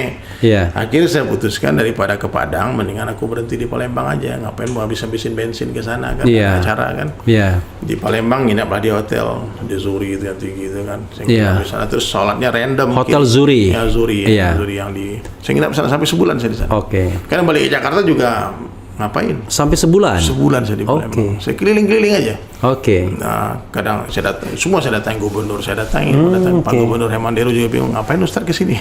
Nggak ada undangan, Iya, nggak ada iya. acara apa-apa. Ya silaturahmi ya Pak. Kan silaturahmi karena Allah sih. Nah, akhirnya Agung Palembang itu, Masjid Jamaah Masjid Baitur Rahman itu dia bilang, Ustaz Dery, kami ini udah bikin doa hari-hari itu ngundang Ustaz datang. Dia udah tahu saya di Palembang tapi nggak tahu nginap di mana. Karena saya matikan handphone. Oke. Saya nggak terima job dari mana-mana. Saya betul-betul menghabiskan waktu untuk keluarga aja di sana. Oke. Mau relax. Banyak keluarga di sana? Nggak ada. Nggak ada? Keluarga saya Keluarga yang dibawa? Di Jakarta. Oke. Saya nggak punya family di Palembang. Oke. Palembang bukan tempat merantau saya. Jadi Iya. orang sering bertanya, kenapa di Palembang? Bahkan Pak Gubernur Sumatera Barat, Buya Meli tanya, kenapa di Palembang? Iya. Nggak tahu juga saya bilang. Jadi akhirnya saya datanglah ke Masjid Baitur Rahman itu. Saya lihat masjid yang besar kerangkanya, 4 lantai. Iya. Ternyata ini terhenti pembangunannya asbab pandemi. Oke. Jadi donatur yang tadinya berencana mau membangun masjid itu, Iya. bisnisnya ada yang bangkrut, ada yang mundur tanpa berita. Weh. Itu seperti orang pacaran teman taber. Ya, mundur tanpa berita. Iya. Akhirnya ketua masjidnya waktu itu Pak Najib namanya, dia bilang, Ustaz bisa nggak dipegang ini, ditulis di sobekan map itu, Iya. pakai spidol BSI 778844491 terus nomor 772298 duanya 6 kali 98 ditulis. Terus saya bikin kan, nanti boleh teman-teman yang mau donasi ke masjid itu silahkan. Akhirnya saya putuskan waktu itu Bang Refli untuk melukis 30 juz Al-Quran di masjid itu setelah saya berkunjung ke Bait Al-Quran di Gandus. Di Gandus itu punya teman saya itu Sofatila. Sofatila itu mengukir Al-Quran di atas kayu. Sofatila itu anak angkatnya mantan ketua DPR Marzuki Ali. Iya, ajib tuh. Bagi saya apa yang dia buat nggak masuk akal. Kalau Kiai Opat bisa mengukir Al-Quran di atas kayu, saya harus bisa melukis Al-Quran di atas kanvas. Itu motivasinya. Maka saya umumkan waktu itu, satu halaman Al-Quran, donasi 10 juta, nanti nama donatur saya tulis di setiap lukisan. Jadi kalau Bang Refli nyumbang satu halaman, nanti saya tulis namanya di sana. Nanti kita sedang mengumpulkan 604 nama. Ya, sekarang alhamdulillah sudah terkumpul 420 nama. Berarti step by step, pelan-pelan Allah antara orang-orang baik. Saya mau 1 halaman, saya mau 2 halaman, saya mau 10 halaman. Terserah, silakan. Siapapun yang berminat mau ikut melukis sejarah ini, silahkan ya. Itu masjid rumah Allah, bukan rumah orang Palembang. Itu rumah Allah. Jadi gitulah Bang Refli. Sekarang ya, saya selalu sampaikan ke teman-teman, dakwah ini bukan profesi. Dakwah bukanlah sebuah profesi, tapi apapun profesi kita wajib berdakwah. That's the point, Jadi enak ini ngomongnya. Jadi dakwah itu bukan profesi, tapi profesi apapun kita wajib berdakwah. Presiden itu wajib berdakwah. Jadi melalui Refli Harun Channel, kadang-kadang saya berdakwah tentu dengan kemampuan saya. Jadi kadang-kadang cuma dengar cerita dari Ustadz kan, lihat YouTube, lihat referensi yang tidak seberapa. Saya ngikutin kok channel Bang ya, Refli ajib. Ngeri-ngeri sedap kan. Ngeri-ngeri sedap. Allah jaga insyaallah ya. Insya Allah ya kan, karena kita niat baik kan. Saya bilang kita ingin negara kita kan menjadi negara yang baldatun thayyibatun warafun ghafur ya kan. Amin ya Allah. Pemimpinnya amanah. Pertanyaannya, sudah berapa ayat? Sudah berapa? Sekarang sudah terdisplay di masjid itu 6 juz. 6 juz ya? 6 juz. 1 juz itu 20 halaman. Jadi 30 juz. Medianya apa? Kanvas. Sama seperti lukisan yang saya kasih. Iya. Unfortunately, lukisan tadi tertinggal tapi sudah diamankan. Diamankan ya. Ya, saya sudah kasih tahu. OB sudah mengamankan. Amin. Kita nggak pernah tahu nasib lukisan itu. Iya. Jangan-jangan itu lukisan nanti bisa jadi satu masjid juga. Insya Allah, alhamdulillah kita orang, karena lukisan ini aneh Bang. Iya. Kadang kita kasih orang-orang nggak bawa, kalau kadang-kadang kita jual, bilang not for sale, orang keluarkan duitnya semua. Oh iya. Saya pernah tuh bilang ada satu lukisan bilang not for sale, itu bule itu sampai nangis-nangis bilang pulau nih please give to me. Iya. Saya bilang kenapa, why you like my paintings, beautiful gitu. Cantik. Istrimu kan juga cantik. Beda katanya, ini lukisan nggak ngomong soalnya gitu. Bedanya itu dia cantik tapi diam gitu loh. Kalau perempuan kan cantik tapi ngerepet kan. Oke, itulah cerita Ustadz Dasyat ya kan. Masuk ke sumur tiba-tiba jinnya keluar. Tapi tidak boleh gender kita ya. Jadi begitulah. Gitu. Oh jadi sudah selesai berapa juz tadi? 6 juz. 6 juz. Kalau backgroundnya mungkin udah sampai sekarang udah 18 juz. Berarti Ustadz harus sering ke Palembang untuk membuat itu? Kan bisa melukis di Cibubur juga. Oke, jadi di Cibubur begitu selesai bawa Palembang. Kan bisa digulung. Oke, tidak ekspedisi? Ya ekspedisi. Ekspedisi. Oke. Pokoknya ini akan menjadi project pertama di dunia. Saya udah googling, ada nggak pernah sebelum saya ini pelukis melukis 30 juz Al-Quran? Iya. Ada nggak masjid yang di atasnya itu dihiasi oleh Al-Quran 30 juz? Jadi rencananya itu akan di display di lantai 4 masjid itu. Oh, di lantai 4. Oh, seperti sebagai museum juga jadi galeri gitu ya. Galeri Al-Quran ya. Jadi kita tidak dijual. Itu semua karena milik donatur kan? Iya. Nah, itu boleh dijual seizin donatur. Jadi kalau dia jual berarti saya harus bikinkan lagi halaman yang sama. Oke. Ada orang bisa begitu ya bisa. Nanti. Jadi gini Bang, ada orang yang donasi 10 juta tapi dia bilang aku pengen lukisannya di rumahku. Nggak apa-apa. Saya bikinkan lukisan, dia order halaman 50 kan? Iya. Nah, berarti halaman 50 ada 2. Satu di rumah dia, satu di masjid. Di masjid. Oke. Gitu. Oke. Nggak apa-apa. Yang penting intinya sebetulnya kita mau donasi untuk masjid. Iya. Karena zaman mau sekarang lukisannya di mana itu soal lain ya. Tidak ada masalah. Karena zaman sekarang zaman pandemi krisis, kita sudah display nomor rekening Bang, nggak bergerak donasi Bang. Iya. Ada orang yang kirim donatur tetap aja. Iya. Jadi gimana cara bikin gimmick supaya orang tertarik? Ya lukisan inilah. Nah ini semua daya tarik aja. Bang, ayo Bang ikut. Itu perantara. Iya, wasilah. Iya, wasilah. Intinya kalau dia mau nyumbang tanpa lukisan ya lebih bagus lagi lah. Jadi tidak ada motivasi apa-apa kan? Nggak ada. Iya. Jadi nggak ada, saya bilang sama teman-teman, ya saya orang Jakarta, tinggal di Jakarta, bukan orang Palembang. Iya. Jadi tugas saya cuma menyelesaikan masjid ini. Bukan hanya masjid itu saja, kita banyak bangun masjid di banyak tempat juga. Iya.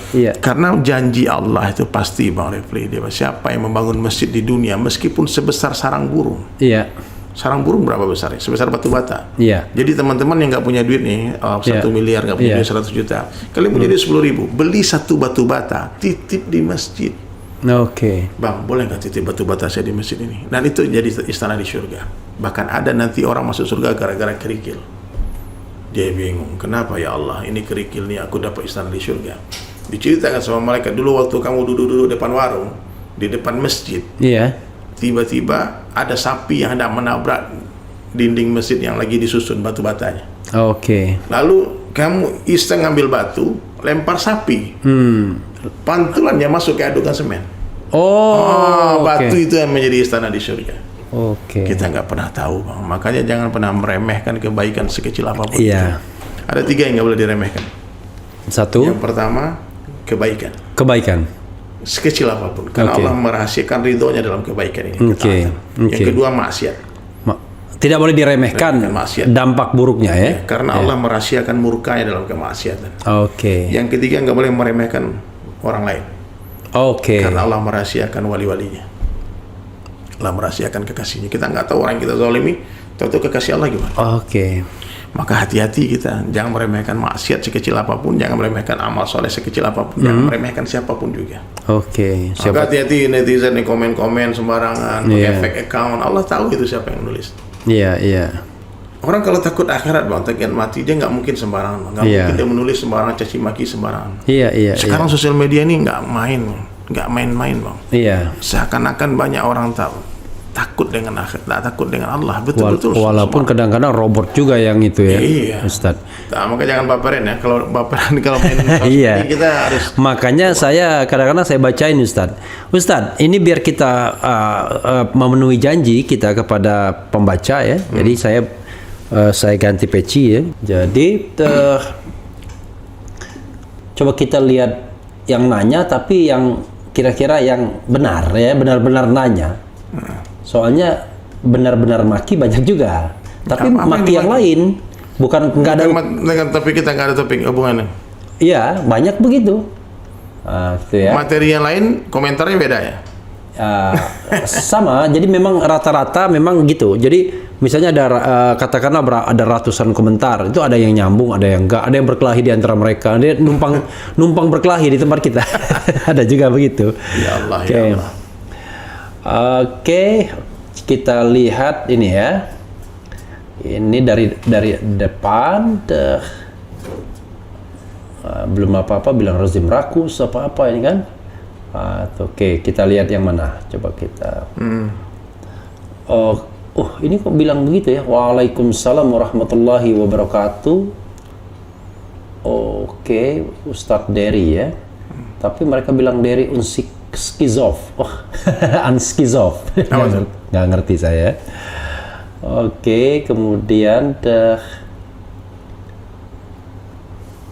saya pernah ke Pagar Alam Bang Refli naik dempo. Ada hubungannya. Pagar Alam tuh bagus indah ya. Iya, Pagar Alam ya. Oke, kemudian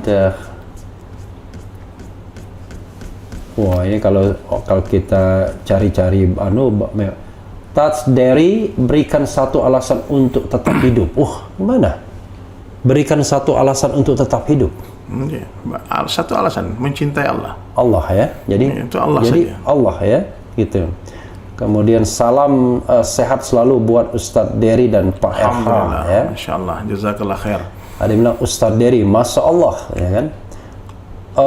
Ustadz minta saya lukisan Ustadz yang paling Ustadz sukai. Boleh, nanti dikasih. Coba semua yang nonton sekarang, daripada kalian tulis yang nggak benar, mendingan kalian tulis Subhanallah semuanya. Subhanallah ya. Jadi tolong saudara sekalian tulis saja Subhanallah ya. Tahu nggak? Satu Subhanallah, satu pohon di surga. Oke, satu Subhanallah, satu pohon di surga. Jadi kalau ada 1000 orang menulis Subhanallah hari ini, kita berdua dapat 1000 pohon di surga. Amin ya rabbal alamin. Gak main-main Bang Refli. Makanya sungguh malang orang yang tidak menggunakan ini sebagai sarana dakwah. Kita tinggalkan. Ini nulis Subhanallah semua nih. Kita Subhanallah, Subhanallah, Subhanallah. Subhanallah. Tapi ini perlu diklarifikasi juga Ustadz ya, sebelum mungkin Ustadz nanti closing statement ya. Ini Ustadz Dery Sulaiman pernah bilang dalam Islam boleh pukul istri. Jadi yang begini-begini kan harus dijelaskan secara jelas konteksnya. Itu kalimat yang panjang yang diputus. Itulah, iya kan? Gini, hanya orang gila yang mengucapkan kalimat itu. Gak mungkin. Iya. Sama seperti ini nih. Baca Al-Quran itu haram di dalam WC. Iya. Dalam WC nggak ditulis sama dia. Iya, jadi haram. Dia bilang baca Al-Quran, Dery Sulaiman bilang baca Al-Quran haram. Iya. Dan jadi biasanya itu kalimat cara-cara motong begitu biasanya memang jahat, by intention ya. Ini tahu nggak Bang? Ini pembunuhan karakter. Iya. Pembunuhan karakter ini jahat. Iya. Ini wartawan, saya doakan semoga yang menulis berita itu dapat hidayah. Tahu nggak Bang? Saya rasa nih semua teman-teman ya, kalau kalian mengenal saya, kalian nggak mungkin membenci saya, karena saya tidak membenci siapapun.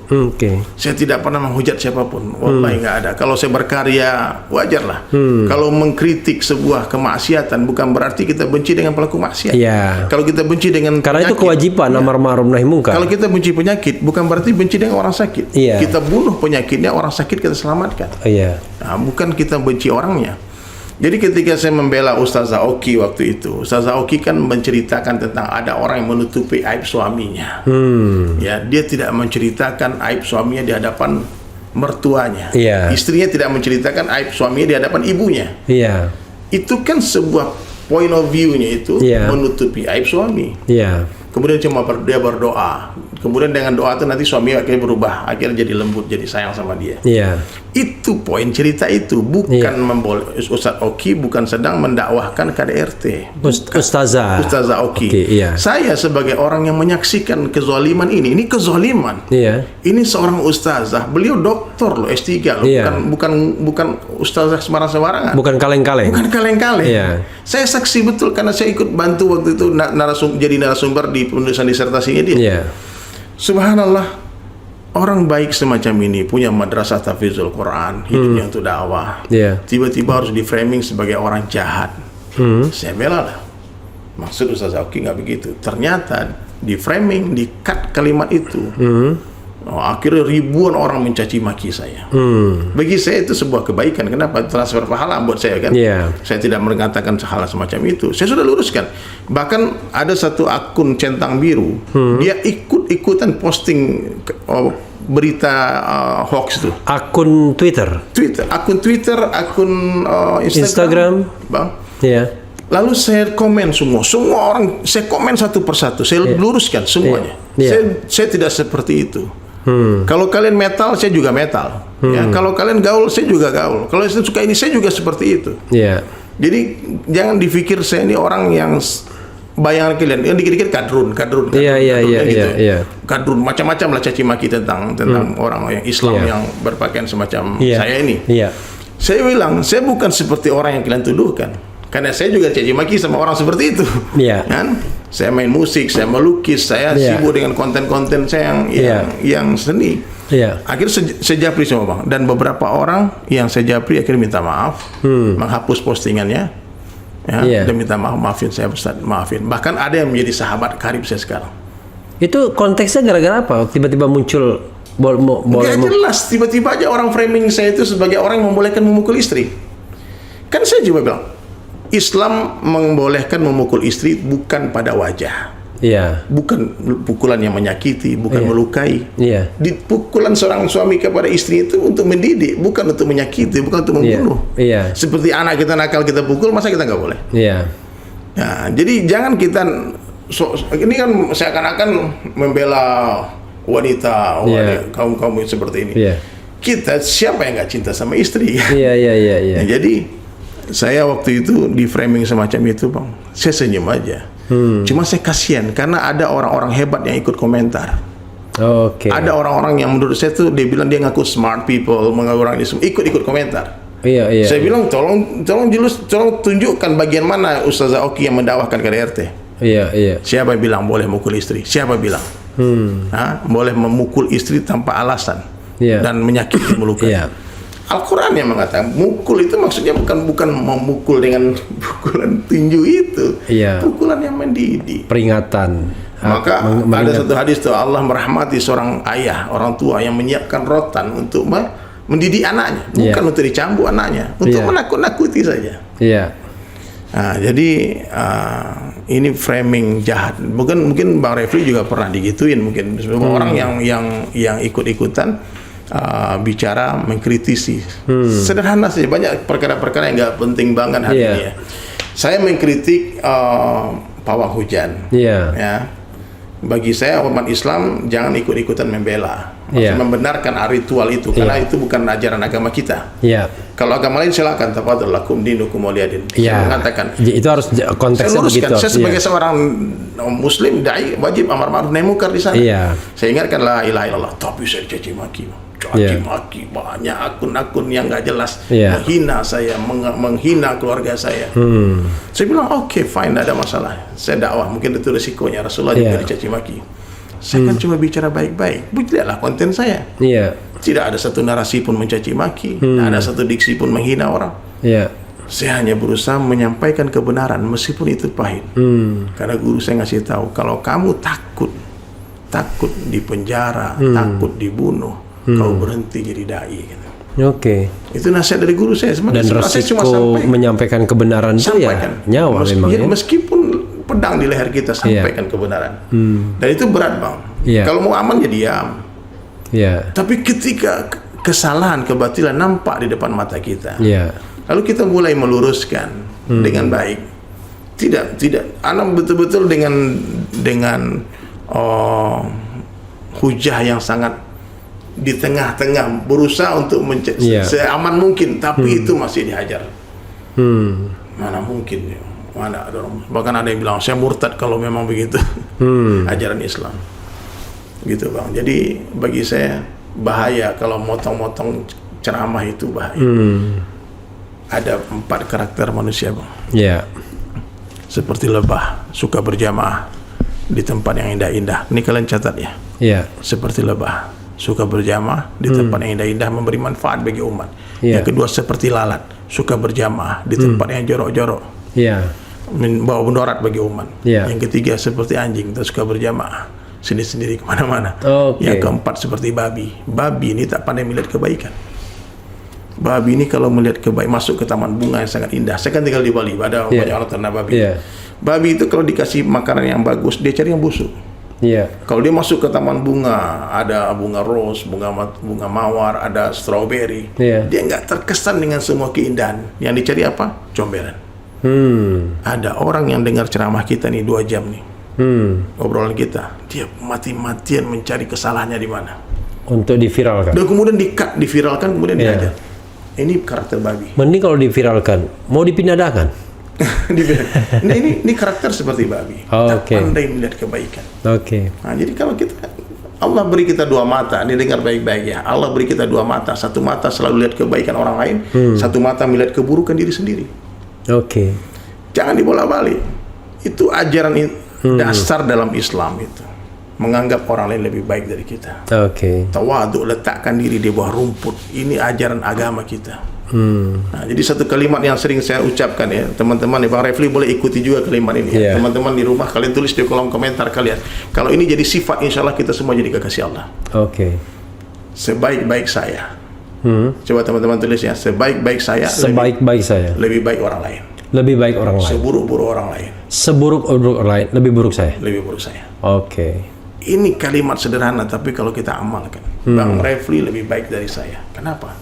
Bang Refli ini hari lahirnya lebih dekat dengan hari lahir Rasulullah ketimbang saya. Maka wajib hukumnya saya menghormati Bang Refli karena kedekatan dengan Rasulullah. Kenapa? Januari? Ya kan umur udah 50-an kan. Saya baru 43. Saya udah. Berarti siapa yang duluan? Siapa yang lebih dekat tanggal lahirnya dengan tanggal lahir Nabi? Bang Refli. Bang Refli lebih duluan menyebut nama Allah dari saya. Pasti pahala Bang Refli lebih banyak daripada pahala saya. Tapi kalau saya melihat ada yang lebih muda dari kita ya, saya wajib mengatakan dia lebih baik dari saya. Kenapa? Saya lebih duluan bermaksiat daripada dia. Pasti dosa saya lebih banyak daripada dosa dia. Jadi cara memandang inilah yang hari ini hilang. Kita suka melihat keburukan orang lain. Kalau kita lihat keburukan orang, Bang Refli, kita benci sama dia. Kalau kita lihat kebaikan orang, kita sayang sama dia. Tapi Ustadz, ada satu hal, gimana kalau kita bicara tentang amar ma'ruf nahi mungkar terutama terhadap penguasa misalnya. Kan akhirnya kan kita harus mengungkapkan, kadang-kadang kan antara mengungkapkan keburukan dan kritik itu beda-beda beda-beda tipis kadang-kadang. Kan Bang Refli paling pandai main aman seperti itu. Yang dikritik bukan pribadi presiden, tapi kebijakan presiden. Yang dikritik bukan pribadi gubernur, tapi kebijakan. Kita tidak menghina fisiknya dia. Itu ciptaan Allah. Tapi keputusan yang merugikan umat harus kita luruskan. Apalagi Bang Refli ilmunya di sana, ahli hukum tata negara kan. Saya di bagian seni lah. Kalau ada orang menurut saya bikin kaligrafi yang salah, wajib meluruskan. Menurut saya ini keliru. Bukan dengan kebencian. Balas dong dengan ilmu juga. Bukan begitu begini kan enak. Jadi kita ini bersaudara, apalagi bulan Ramadan. Sekarang kebencian ada di mana-mana. Maka saya selalu katakan, ambil cinta di langit, tebar di bumi. Ambil cinta, tebar, karena kebencian sudah ada di mana-mana. Apa yang membenci? Saya dulu ya, Bang Refli ya, ketika konflik besar-besaran 212, saya sempat terjadi salah paham di kalangan teman-teman 212 terhadap saya. Karena saya juga dekat dengan Ahok. Ahok dari 2015 itu kalau ada acara pasti dia undang saya ke rumahnya, ke kantornya, semuanya. Sementara sama Habib saya juga sayang sama saya. Jadi foto sama Habib. Iya, sama Habib termasuk IB. Habib Rizik ya. Habib Rizik Syihab. Subhanallah juga sayang sama saya. Sementara terjadi perselisihan gara-gara Al-Maidah. Iya, Al-Maidah. Coba saya harus main di tengah-tengah seperti itu. Tapi iya, ada orang-orang yang tidak bisa menerima itu. Maunya konflik, maunya ribut, berantem terus. Saya katakan, saya datangi dia bukan untuk apa-apa, tapi berdakwah. Saya pengen dia masuk Islam. Iya. Kan? Saya datangi ulama-ulama untuk belajar. Iya. Ya kan ada dua niat kita datang ke sini. Iya. Nah, maka kata Abu Haikal, di hari ini sebetulnya posisi saya pendamai. Kemarin ketika Gus Miftah dengan Ustaz Khalid Basalamah, saya juga bikin konten untuk mendamaikan, bukan untuk menyalahkan. Sama Gus Miftah saya akrab. Betul-betul akrab, kita sering dekat kemana-mana dakwah sama-sama. Sama Ustaz Khalid belum pernah ketemu malah. Tapi justru di konten itu saya bela Ustaz Khalid. Karena menurut saya itu acara wayang salah, offside. Saya sampaikan, tapi nggak semua orang bisa menerima idolanya dikritik. Iya. Gitu. Jadi nggak ada masalah. Nggak semua orang itu suka sama dengan Lionel Messi dan Ronaldo. Pencintanya tidak pernah akur. Siapa yang lebih baik antara Ronaldo dan Messi? Sampai sekarang ya? Sampai sekarang. Jadi gitu Bang Refli. Jadi di sosial media ini ya, kita sewaktu-waktu tiba-tiba bisa jadi dipuja-puji, sewaktu-waktu kalau salah ngomong bisa dicaci maki. Seketika haters jadi lovers jadi haters. Nah, jadi ini memang dunia palsu ya, dunia sosial media ini. Kalau kita berdakwah hanya dengan cara ini, maka kita salah. Jadi kalau menurut saya nih Bang Refli, ini media saja, tapi dakwah dengan cara Nabi harus tetap dibuat. Kita harus tetap bergerak, langsung datang ya, door to door, hati door to door.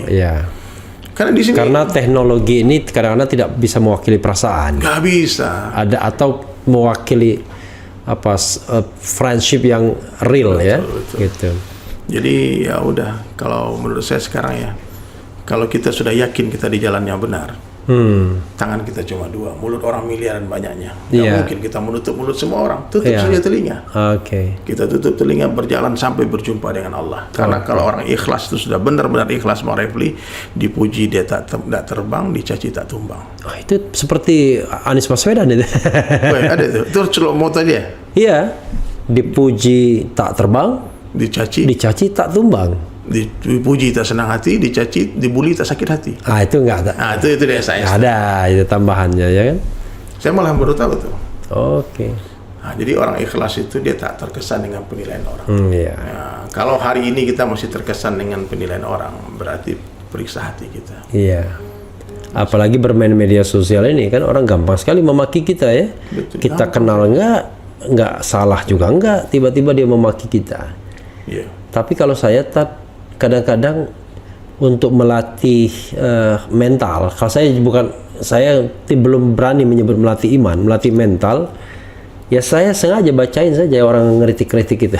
Dibaca aja ya. Kadang-kadang saya bacain, makanya ada rubrik saya, judulnya Refli Harun Provokator, Refli Harun Goblok dan Tolol, ya kan?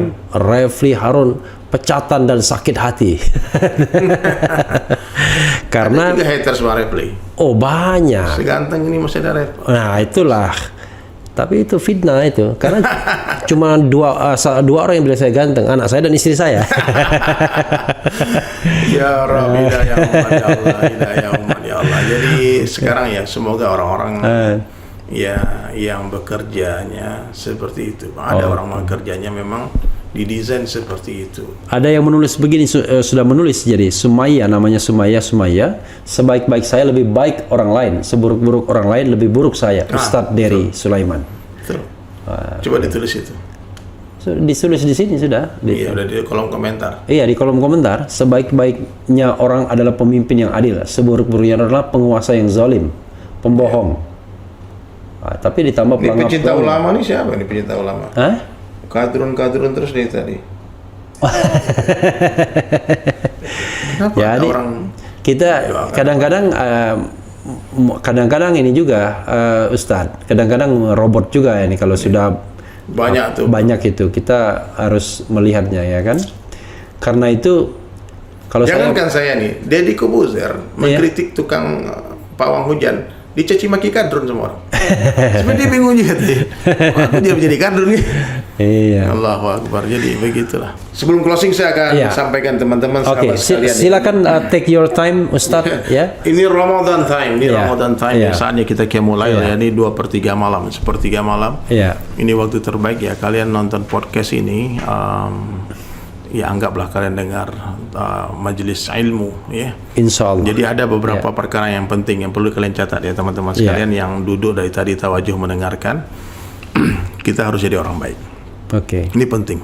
Harus jadi orang baik. Dalam pandangan siapa? Dalam pandangan Allah. Orang baik itu ciri-cirinya ada. Yang pertama, ciri-ciri orang baik itu hatinya bersih. Insyaallah. Hati bersih. Nggak ada iri hasad dengki. Nggak ada dendam. Hatinya terbebas dari kesyirikan. Orang baik dalam pandangan Allah tidak takut kepada siapapun kecuali kepada Allah, tidak meminta kepada siapapun kecuali kepada Allah, dan tidak berharap kepada siapapun kecuali kepada Allah. Itu yang pertama. Yang kedua, orang baik dalam pandangan Allah Ta'ala itu ciri-cirinya kehidupannya, kalau dia muslim ya jelas ya kehidupannya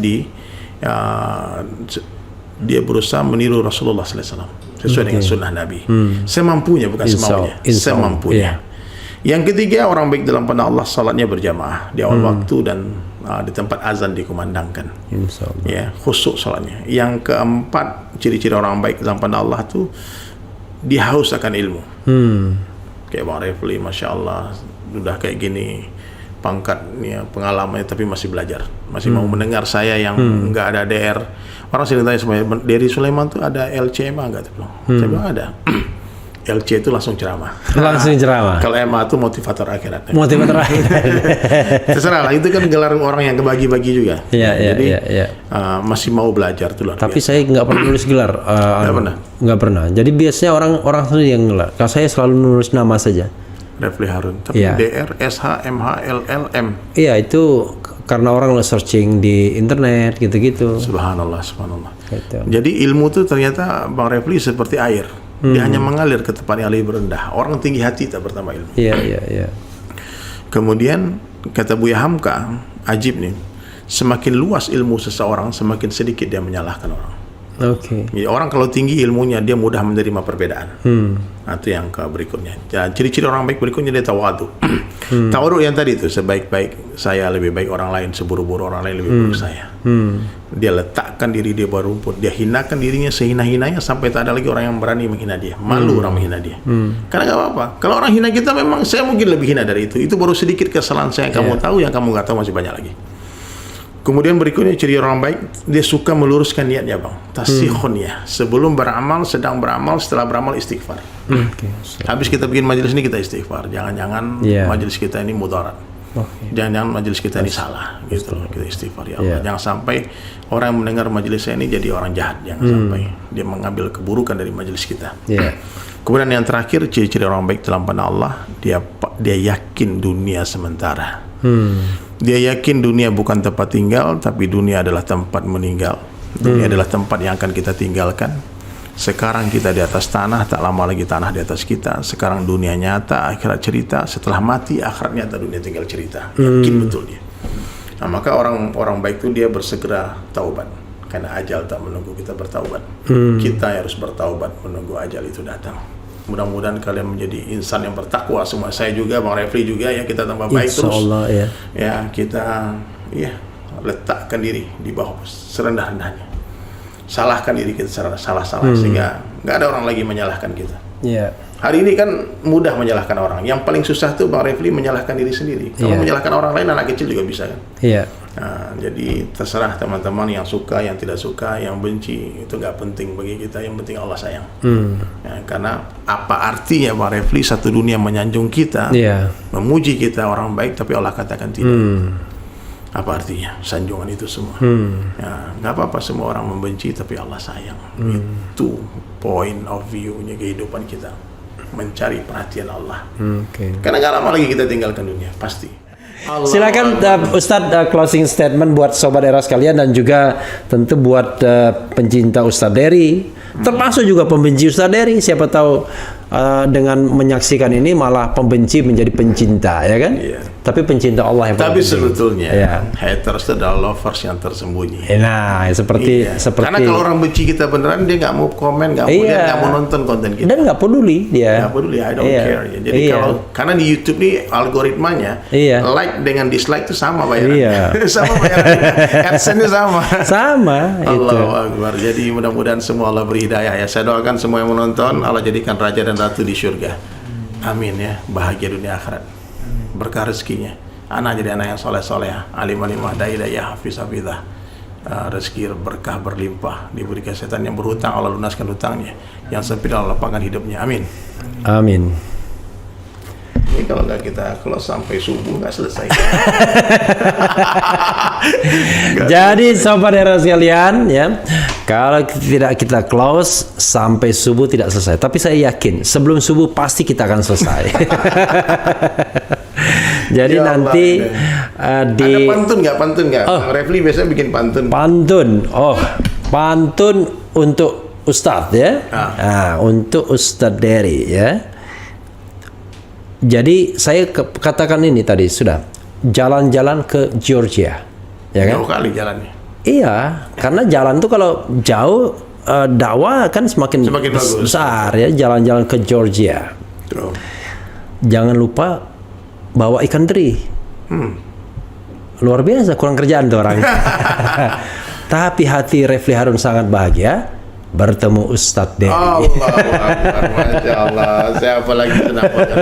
Kita baru ketemu belum sampai 24 jam nih, tapi seperti udah bertahun-tahun kita bersama. Insya Allah, insya Allah. Allahu Akbar. Jadi Masya Allah. Jangan lupa di like ya, di subscribe channel YouTube saya juga. Ya. Sulaiman dan Sahabat. Jadi Dery Sulaiman dan Sahabat. N Sahabat. Oh, N ya. DSAS. Jadi Dery Sulaiman and Sahabat, juga ikuti Instagram Dery Sulaiman. Ya. Silakan. Sekurus-kurusnya ikan pasti ada dagingnya, segemuk-gemuknya ikan pasti ada tulangnya. Ambil dagingnya, buang tulangnya, ambil yang baik, buang yang buruk, ambil yang jernih, buang yang keruh. Keren. Cerdas. Waalaikumsalam warahmatullahi wabarakatuh.